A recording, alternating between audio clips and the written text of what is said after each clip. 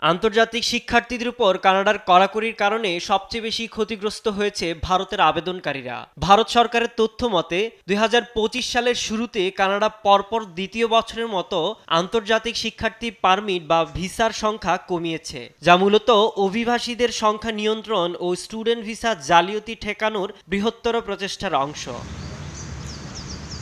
বার্তা সংস্থা রয়টার্সকে দেওয়া কানাডার অভিবাসন বিভাগের তথ্য অনুযায়ী ২০২৫ সালে আগস্টে ভারতীয় আবেদনকারীদের ৭৪% স্টুডেন্ট ভিসা প্রত্যাখ্যান করা হয়েছে, যা প্রতি ৪ জন আবেদনকারীর ৩ জনেরই বাতিল। ২০২৩ সালে আগস্টে হার ছিল মাত্র ৩২%। অন্যদিকে চীনা শিক্ষার্থীদের ক্ষেত্রে প্রত্যাখ্যান হয়েছে ২৪%।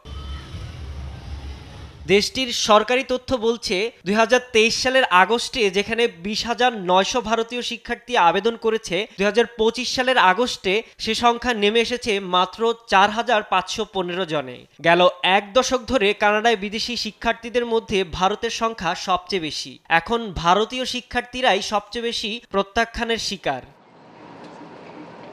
গেল এক বছরের বেশি সময় ধরে টানাপোড়েনে চলছে কানাডা ও ভারতের কূটনৈতিক সম্পর্ক।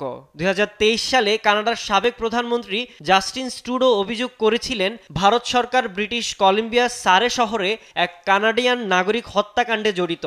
তবে ভারত বারবার অস্বীকার করেছে এই অভিযোগ। ২০২৩ সালে কানাডা অভিবাসন বিভাগ প্রায় ১,৫৫০টি জাল আবেদনপত্র শনাক্ত করে, যার বেশিরভাগই এসেছিল ভারত থেকে। এরপর ২০২৪ সালে স্টুডেন্ট ভিসায় যাচাইয়ে আরও শক্তিশালী ব্যবস্থা চালু করে দেশটির অভিবাসন বিভাগ। ওই বছরই শনাক্ত করা হয় প্রায় ১৪,০০০-এরও বেশি জাল আবেদনপত্র, যা পাওয়া গেছে সব দেশের আবেদনকারীদের মধ্যে। এ কারণে কানাডা এখন বিদেশি শিক্ষার্থীদের জন্য চালু করেছে অতিরিক্ত যাচাই ব্যবস্থা, বাড়িয়েছে অর্থনৈতিক যোগ্যতার মানদণ্ড। সাইদুজ্জামান, নিউজ ডেস্ক, দেশ টিভি।